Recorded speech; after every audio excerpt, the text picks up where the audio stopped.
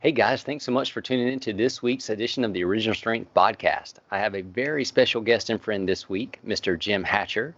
And Jim, I wanted Jim on the show because I've never been around Jim where he has not just shared wisdom. I always feel like I learned something. And so today, Jim is going to talk to us about fitness and aging. Anyway, ladies and gentlemen, Mr. Jim Hatcher. Well, thank you. I don't know about sharing wisdom. I think that this automatically goes with being older. And so I will set the stage a little bit for you by saying one of the reasons I can talk about aging is that I'm 78 years old and I've probably been lifting weights and doing exercises for 65 years or more. And so over all those years, you kind of just learn a lot. And I should say, by the way, as sort of a disclaimer, I'm not a trainer. I've never been a trainer. And so when I talk about things like fitness and aging, I'm talking more from experience rather than any kind of formal education. So with that, you can learn to take it for what it's worth. I think experience makes the best teachers, Jim. Well, I want to believe that, and I think one of the things about experience is that you see things come and go, and you sort of pick up what's old and what's new, and you kind of find out that maybe there's not a lot that's really changed over all those years. It may be presented differently, but the package is still the same. So I want to let everybody know too that you're 78 now, but I met you at a original strength workshop. I don't know, was that like maybe 4 or 5 years ago? At least 5. At least 5. And at the time, you may still be, but at the time I met you, you were the oldest person to complete the SFG kettlebell course. Is that correct? I was 72 at the time, and that at the time it was indeed, and we documented that I was the oldest person who had ever successfully completed SFG level 1. I don't honestly know whether that's changed since then. I suspect it has. Strong First has gone so international and grown so rapidly. I'd be kind of hard pressed to believe that I still held that dubious record. But at the same time, I was glad that I held it when I did, and I considered it a pretty significant personal accomplishment, which is what it was. It was not necessarily intended to be that way. The whole SFG thing was a goal of mine to do. I hoped that I would pass. I didn't actually pass on the Sunday of the third day. In the testing, when I was doing the get up, I dropped a kettlebell. I had never dropped a kettlebell in my life before, and I've never dropped one since then. And I think it was just plain cumulative fatigue from the 3 days. And shortly after, a couple of days later, I submitted my video and passed, and that was the end of it. But it was sort of a surprising experience. And I have no explanation. Why did I drop that kettlebell? I don't know. And like I said, it's never happened since then either. So. Maybe it was nerves. Well, could have been, but I think it was just pure fatigue. So at age 72, though, you completed the SFG kettlebell course, which is a 3-day, roughly 3 days of 8 hours of kettlebell training, and it's not easy for a 20-year-old, and you did it at 72. But also on the heels of that, I met you at an original strength workshop, and so you were at that time in your life, you were at 72, you were still a huge student of learning and moving. But What really fascinated me with you was I learned something from watching you move at the original strength workshop too. So guys, we were in the first, I don't know, maybe 20 to 25 minutes of the workshop, and we were learning breathing exercises. And what we do at the workshops is we like to see how the resets affect your body. So we have people take a baseline, and Jim was testing his squat. And so within the first, like when his baseline squat was, I don't know, would you say you were maybe halfway down or three quarters of the way down? Probably half to three quarters, no more than that. Because it was just body weight. So he was just testing how his body moves without load. But about three or four breathing exercises in, Jim's standing on my right, and I see him just drop down to the floor. And he is pretty much squatting butt to calves, and I hear this loud rip. Or it sounded like somebody took a bunch of spaghetti and just twisted it real quick. And Jim had ripped his pants because he had his squat went so low, his pants couldn't take the stress. But I think it surprised Jim a little bit because he looked down and saw the rip in his pants, and when he looked down, he kind of fell back on his back and was belly up to the ceiling. But that was the best moment for me because I saw how much his body changed at age 72. But I also, like, I don't know, how long had it been since you had squatted that far down without any kind of load? Gee, I don't know. It'd been quite a while. I mean, it was. Um, I don't know. I can't honestly answer that question. But I do think that was perhaps another first because I was probably the only person then and since then who had to go shopping in the morning session to buy a new pair of clothes so I could get through the rest of the day. That is correct. To my knowledge, you are the only person that left to go buy new pants. And of course, you chose to exploit that to your advantage by writing an article about how I got ripped. And That is it wasn't correct. about my abs either. So I was ripped in your OS class, but it caused me to go shopping for a new pair of pants prior to noon. So, for all you people that always ask, write in and ask, can you get ripped by doing original strength? The answer is yes, and Jim was the first one to prove it.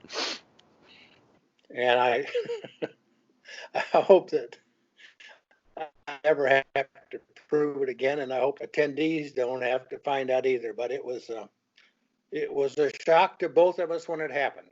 That was a great day for me, and I'll never forget, like, I've never forgotten that. So, so Jim, you're 78 now, and you're very active, and you say you're not a trainer, but to me, you're definitely a teacher. Can you share your thoughts on what it is to move through as you get older, what it is to move through life and stay fit? Well,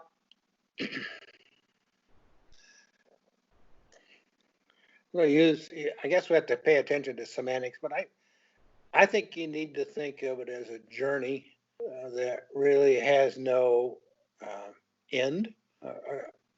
Ultimately, it does have an end, but um, it's for an older person, you have to shift your thinking, I believe, particularly if you have been an athlete and are accustomed to having performance-driven goals as part of your lifetime. And by that I mean, how much can I lift? What can I do in this next powerlifting contest that I'm signed up for? How fast can I run my marathon? Those kinds of things that you train for specifically are what I call performance uh, goals. And I think that at some point, unless you're truly an elite athlete and are truly striving for um, age related performance accolades, you have to start thinking about health.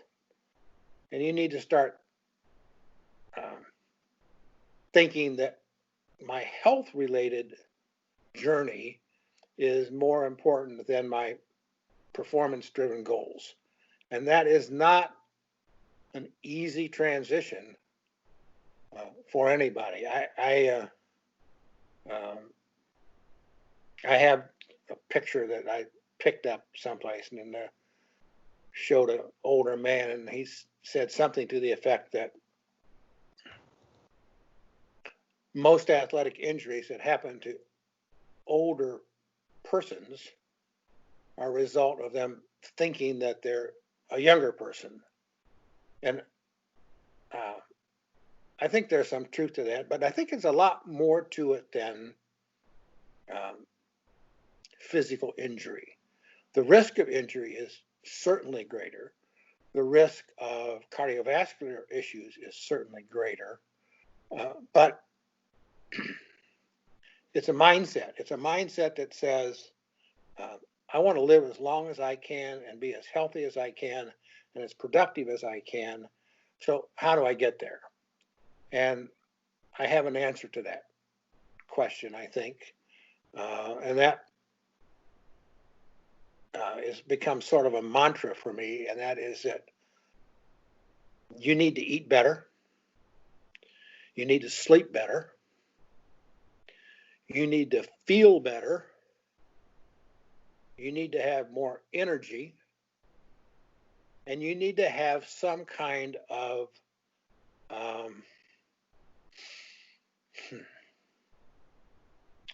I don't want to say you have to have something that has you mentally engaged, whether it's a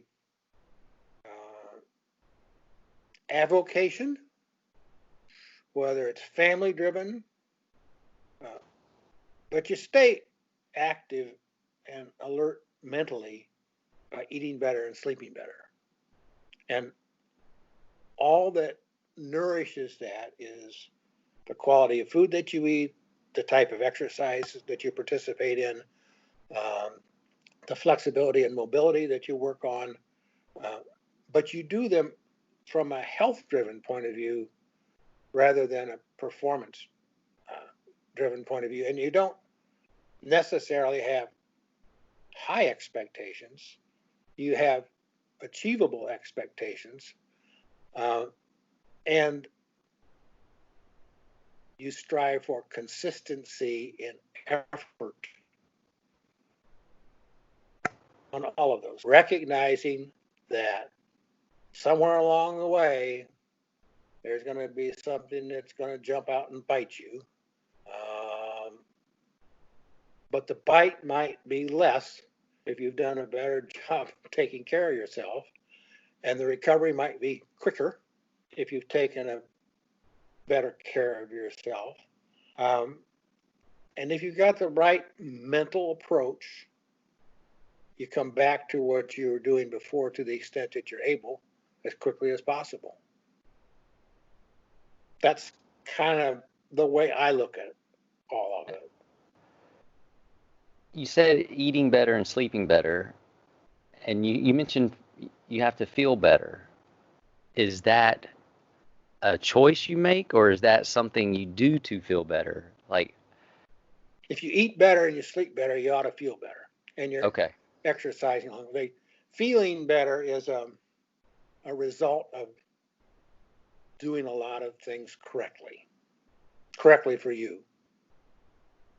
Correctly for you. So you also mentioned deciding on what type of exercise is right for you. How do you come about that? I was a power lifter in my early days. I'm going to say a little bit better than mediocre, but I finished third in a national powerlifting meet when I was 45. I consider that kind of an uncommon experience, but nevertheless, it was something that I worked very hard for, worked very hard at trying to do. When I was 60,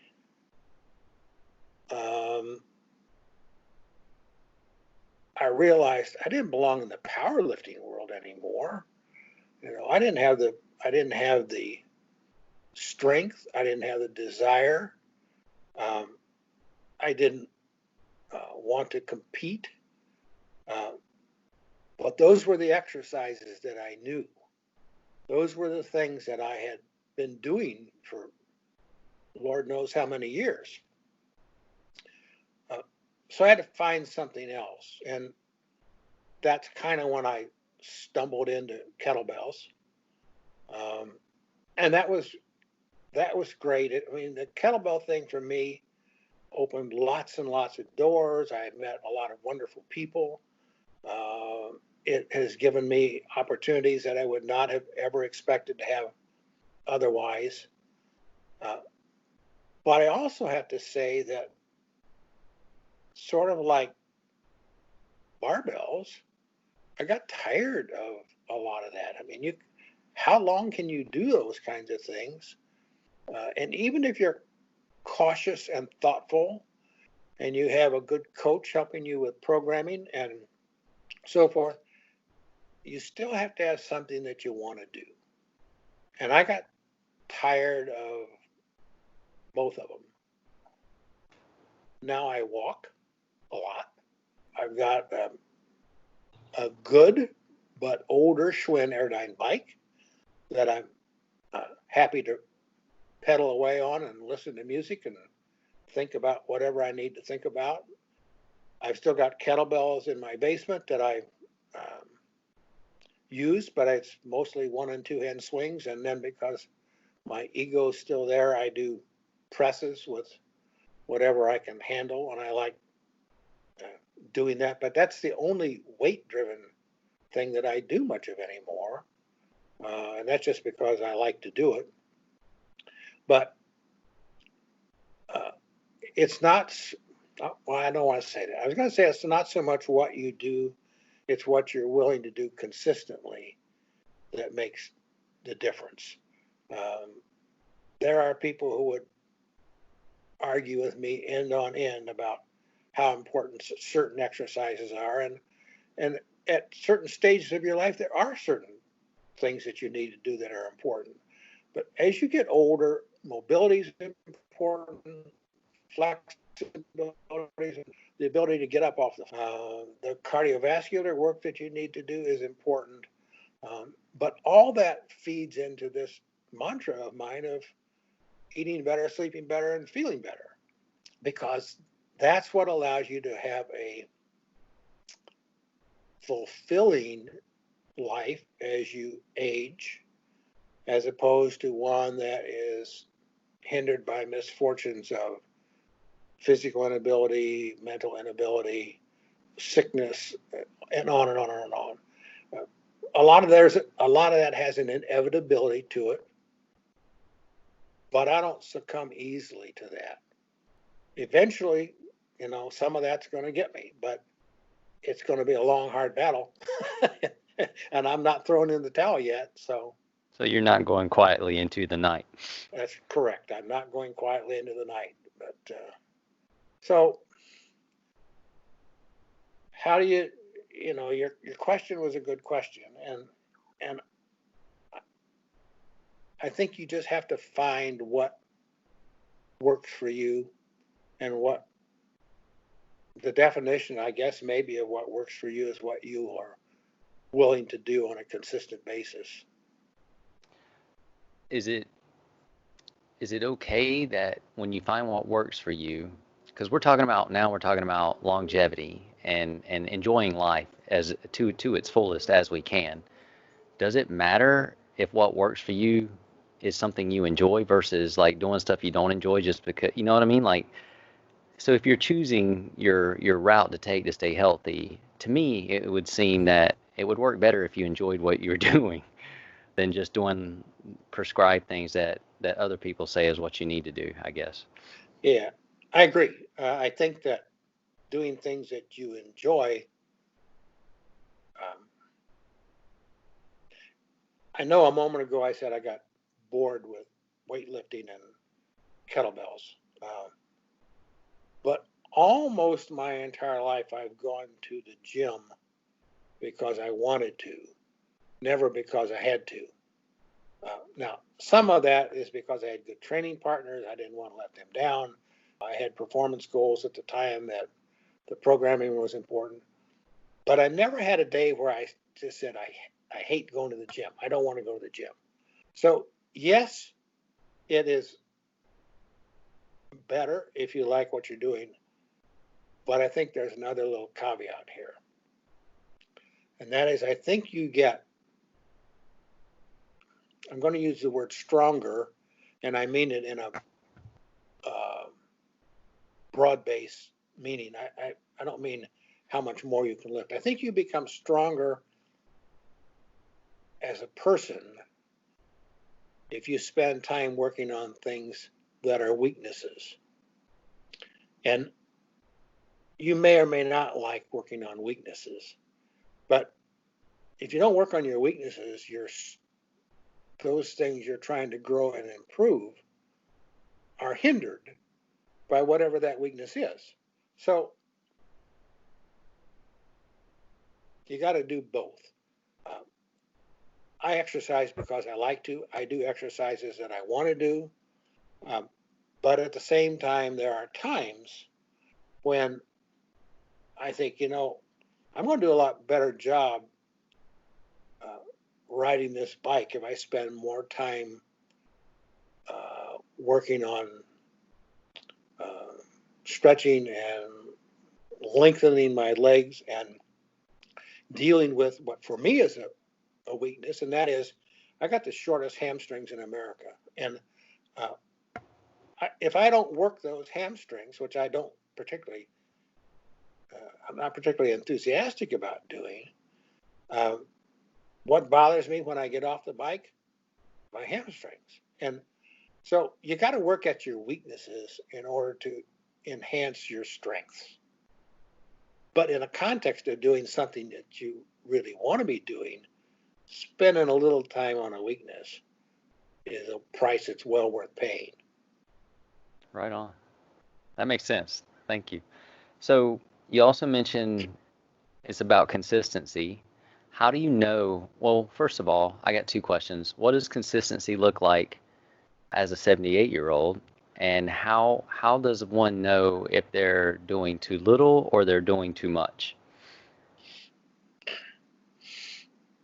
I'm going to answer your second question first. Okay. One of the things that I've learned over these many years, and I don't think this is unique, but a lot of people don't talk about it, and that is what I call cumulative fatigue.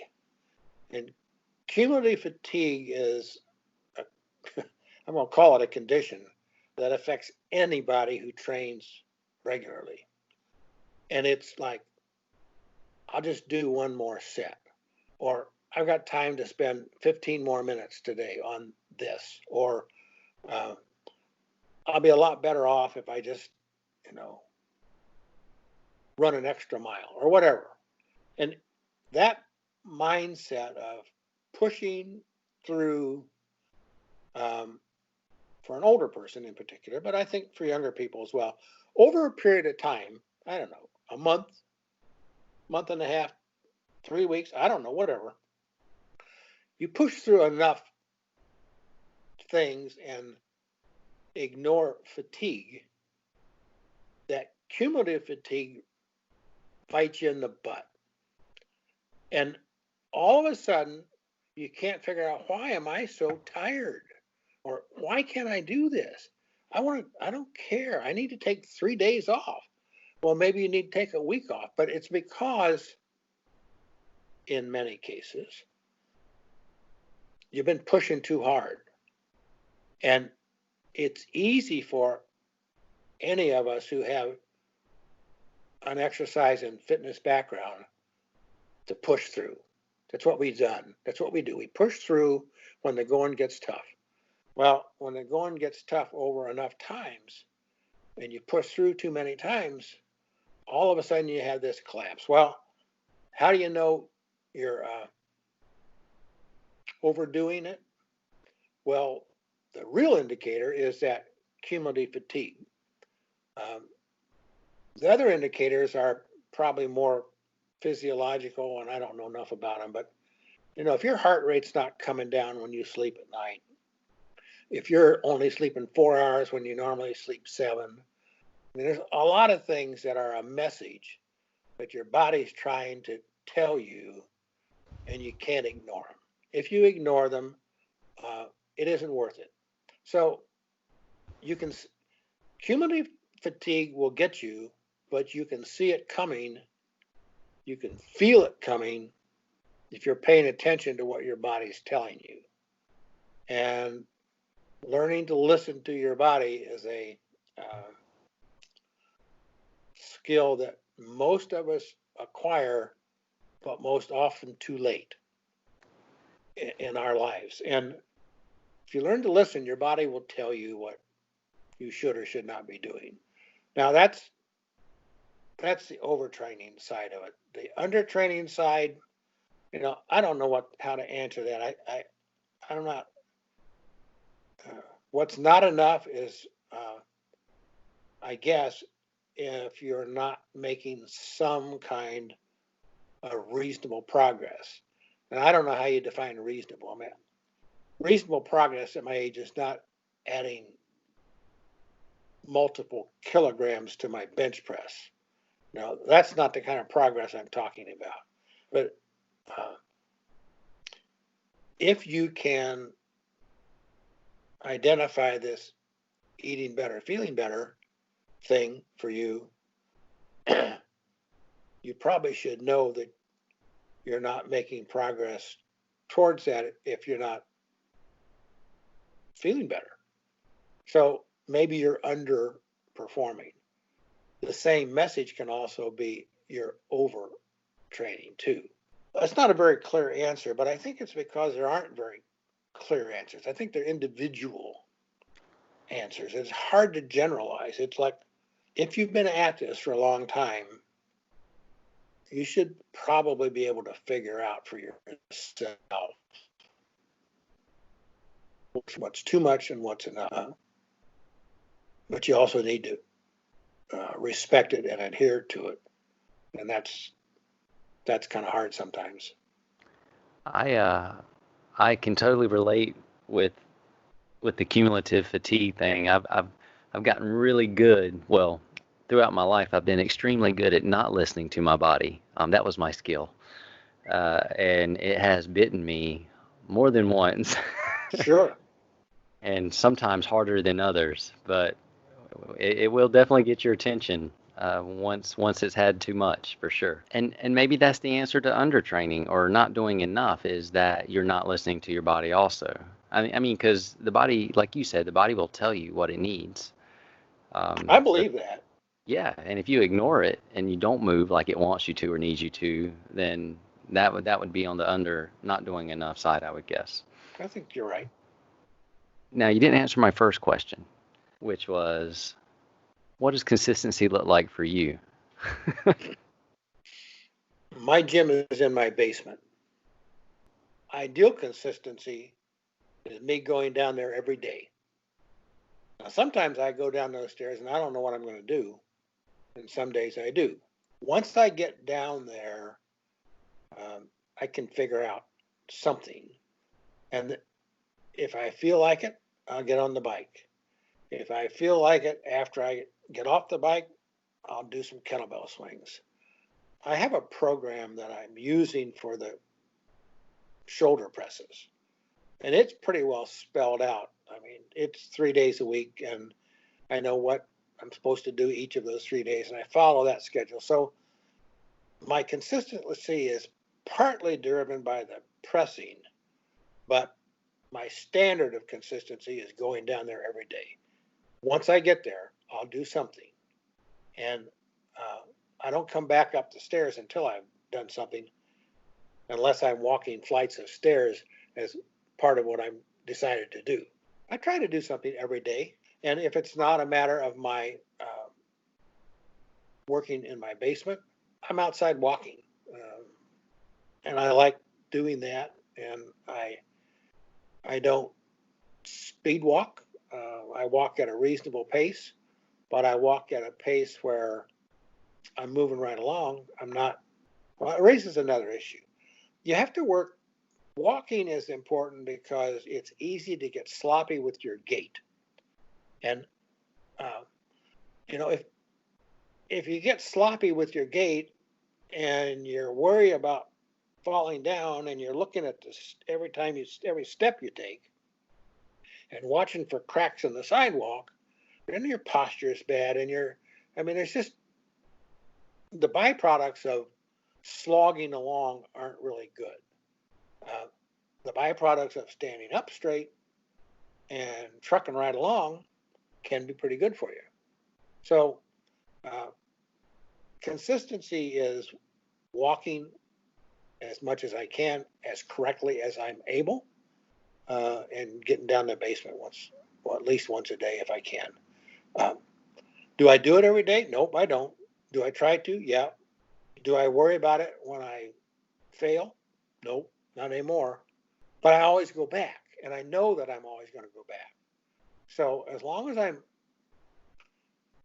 know I'm going to go back, consistency is doing what I can when I can. Does that make sense?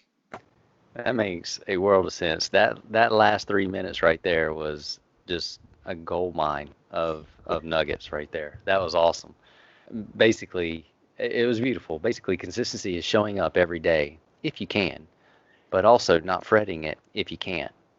Right. And you do what you can. Even if you don't have a plan, you just show up. But what you said about walking was also amazing, because to me, and you might lean towards this way too, if there was one movement you could do that would keep you the healthiest the longest, it would be walking correctly. Correctly. Correctly. Correctly is the operative word. Because that ties your brain together, it ties your body together. It actually does help your body express strength. I mean, it's amazing. Man, that was awesome, Jim. Thank you. So, Well, I might have what you learned got? it someplace. Oh, well, look at that. But so you know how sometimes you think you know something, but then as time goes on, you're more sure that you know something, and then eventually you're certain that you know something. I knew walking was good then, but I am certain that I know that it's good now. Okay, I got one last question for you. Yep. Crunchy peanut butter or creamy peanut butter?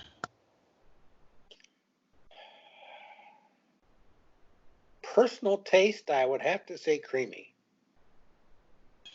What brand? This is funny. I'm going to say Jif, but this is funny because when the pandemic hit, my wife and I decided we weren't going to be hoarders, but we were going to stock up on stuff. And the store that we went to was out of Jif peanut butter, but it had multiple others. So I have more brands of peanut butter around this house right now, and none of them are Jif. So I got to tell you, you're the first person I ever asked what brand. But during the pandemic, I was always about hoity-toity peanut butters. Yeah. And then I was like, you know what, coronavirus or whatever, you're not going to live forever. And I said, screw it. And I went and bought Red Top Jif. There you go. And it is the absolute best, my favorite peanut butter. Good. That is funny. Jim, thank you so much for being on the show and sharing your nuggets with us. Well, it's enjoyable, and we didn't get to the avocation thing, and maybe another time we can talk about that some, because I think it's important that you stay mentally active, and we need to talk about how to do that. So we'll do that sometime else. That sounds like a plan. I like that. Okay. All right. Thanks for the opportunity to spend some time with you. It's good to see you again. It's good to see you, buddy. All Ladies right. and gentlemen, Mr. Jim Hatcher. Thanks, Tim. Thank you. Bye. Thank you so much for listening to this edition of the Original Strength Podcast.